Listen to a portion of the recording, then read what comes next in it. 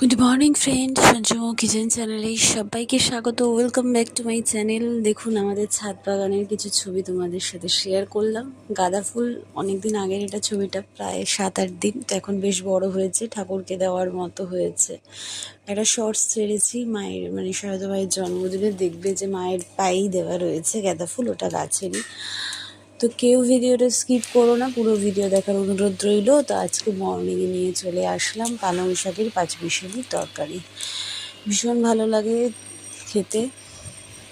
পাঁচফোড়ন, তারপরে তেজপাতা, শুকনো লঙ্কা ফোড়ন দিয়ে, আদা জিরে দিয়ে, আদাটাকে একটুখানি থেতো করে নিয়ে বড়ি দিয়ে ভীষণ সুন্দর লাগে খেতে পালং শাকের তরকারি। হলুদ আর নুন পরিমাণ দিয়ে, শীতের সবজি খেতে তো ভালোই লাগে। তো এই যে নাড়িয়ে চাড়িয়ে নেওয়া হচ্ছে। সবাই কেমন আছো? আশা করি ভালো আছো, সবার শরীর ভালো আছে। সবার সুস্থতা কামনা করেই ভিডিওটা আমি শুরু করলাম। যে যেখান থেকে দেখছো সবাইকে অনেক অনেক ভালোবাসা।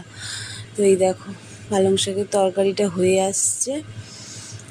জিরে ধনে গুঁড়ো আমাদের বাড়িতেই গোটা জিরে গোটে ধনে এনে একবারে পেস্ট বলছি, ডাস্ট করে নেওয়া হয়, গুঁড়ো করে নেওয়া হয় একটু গরম তাওয়ায় আর কি ভেজে। তো সেটাই আমরা ইউজ করি একসাথে। আমরা কেনা জিরে ধনে গুঁড়ো কিন্তু খাই না।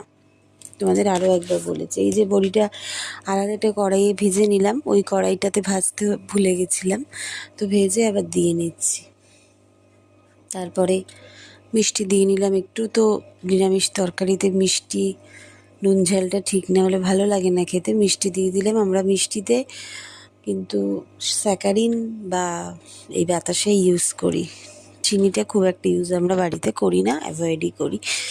তো এই দেখো, চলো দেখতে থাকো। বাঁধাকপিটা মজে এসছে, বাঁধাকপির গল্প করছে। আচ্ছা, আগের দিন বাঁধাকপিটা এটার এডিট করছিলাম, তো সেই কারণে আবার বাঁধাকপি চলে এসছে। তো এই হয়ে গেল।